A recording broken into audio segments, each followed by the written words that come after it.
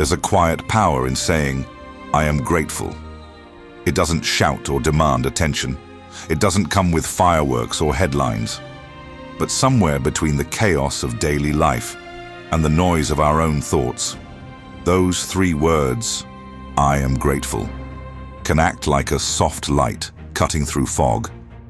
They remind us that even when things aren't perfect, there is still so much to appreciate. Gratitude isn't just a polite phrase we say at dinner tables or during holidays. It's a mindset, a practice, a way of seeing the world not as it should be, but as it is, and finding beauty in that truth. This small shift in perspective can spark something big: joy in the ordinary, peace in the uncertain, and strength in the struggle. Let's explore how living with gratitude can transform not only your outlook, but your entire life. To say, I am grateful, is to humbly acknowledge that many of the blessings in your life are not solely the result of your own doing. It's recognizing and appreciating the goodness that surrounds you, whether it comes in the form of people, opportunities, experiences, or even hardships that make you stronger. Gratitude doesn't deny pain. It doesn't ignore challenges. Instead, it chooses to focus on what is going right, on what still shines in the dark, and on the lessons hidden in the chaos. Gratitude turns what we have into enough. Melody Beattie. This quote captures the heart of it. Gratitude is about sufficiency, about contentment, about recognizing value in the now. Gratitude isn't just poetic, it's practical, and it's backed by science.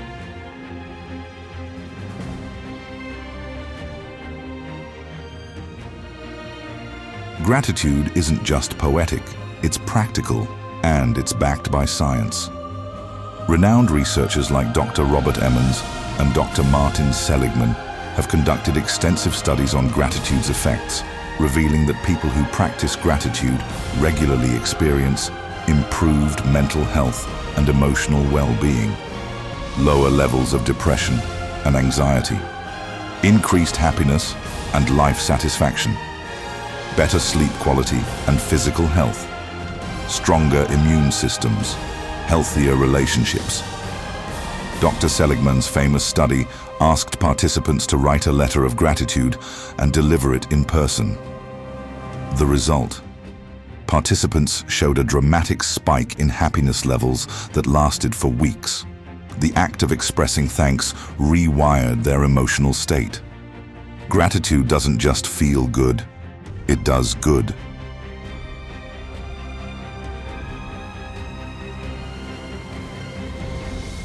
My parents always said, Nick, you don't know what you can achieve until you try it.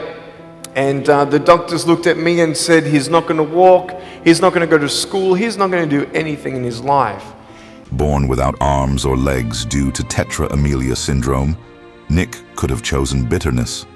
Instead, he chose faith and gratitude. He often shares, I am grateful because I have no hands.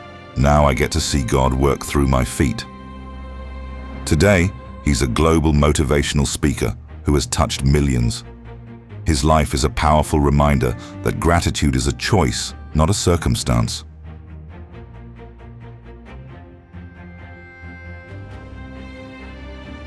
Sarah, an ER nurse in a hectic city hospital, ends each night by jotting down 3 things she's grateful for: a kind patient, a warm coffee, or a moment of peace during a chaotic shift. Over months, she noticed a shift: less burnout, more calm, and deeper joy.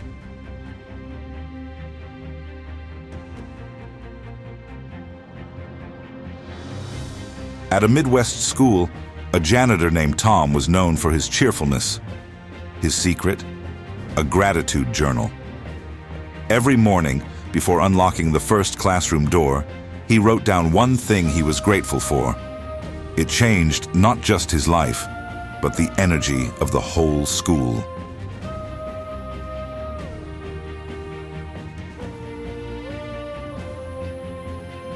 After returning from deployment, James suffered from PTSD. His therapist introduced a gratitude practice. Every day, He listed 5 things that brought him peace. At first, it was just clean socks and the sound of birds. Over time, it became family, purpose, and healing.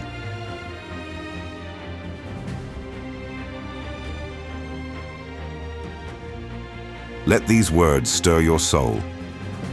Gratitude makes sense of our past, brings peace for today, and creates hope for tomorrow. Melody Beatty.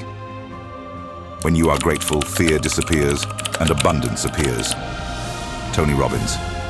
Gratitude is not only the greatest of virtues, but the parent of all others. Cicero. Gratitude is the sign of noble souls. Aesop. Appreciation can change a day, even change a life. Margaret Cousins.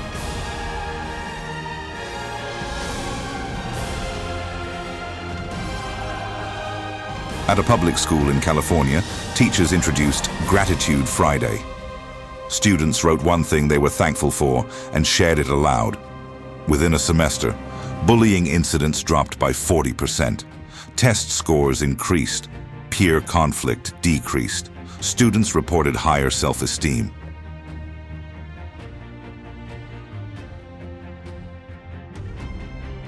A New York-based startup introduced a gratitude wall and Friday shoutouts. Employees were encouraged to thank each other publicly. In less than a year, team collaboration improved. Staff turnover dropped. Overall productivity jumped 25%. Gratitude doesn't just change moods, it changes cultures.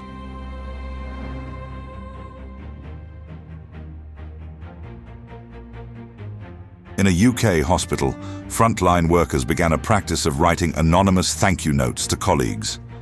The notes were read out loud in daily huddles. The result? Morale stayed high despite waves of the pandemic. Gratitude became the lifeline.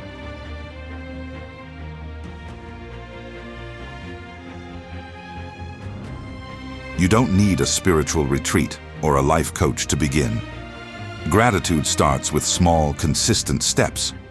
Gratitude journal. Write down 3 things you're grateful for every night. Be specific. Voice your thanks. Call or message someone just to say thank you. Gratitude. Walk. As you walk, mentally list things you're thankful for. The air, the trees, your legs. Sticky note prompts. Post reminders around you. What made you smile today? Who helped you this week? What's one blessing in disguise? Morning mantra. Start your day by saying aloud, I am grateful for today. Volunteer. Nothing humbles and fills the soul like giving. Gratitude expands when we serve.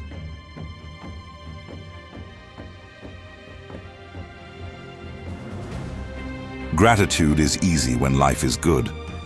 But when storms hit, that's when it becomes most powerful. Viktor Frankl, Holocaust survivor and author of Man's Search for Meaning, wrote, "Between stimulus and response, there is a space. In that space is our power to choose." In Auschwitz, Frankl found hope by savoring tiny moments, a memory, a song, a shared crust of bread. Gratitude, he found, was not about circumstance, but about inner freedom. Another example. After losing her husband, Maria began lighting a candle each night, naming one thing they once shared that brought joy. Over time, grief gave way to gratitude. Gratitude doesn't erase the pain. It gives the pain purpose. I am grateful is not fluff. It's a spiritual declaration. It means I choose to see beauty over bitterness. I choose faith over fear.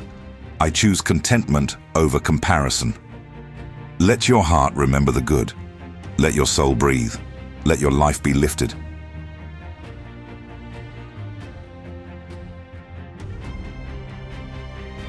Say it now. I am grateful. Say it in traffic. Say it in triumph. Say it in tears. Let it be your anchor and your anthem. Because when you lead with gratitude, you attract abundance. You feel joy without needing perfection. You build a life of richness, depth, and connection. You can't have a grateful heart and a selfish heart at the same time. Let go of envy. Let go of entitlement. Let go of emptiness. Hold on to gratitude. Start small. Start now. Start truly saying, I am grateful. And watch your life change from the inside out.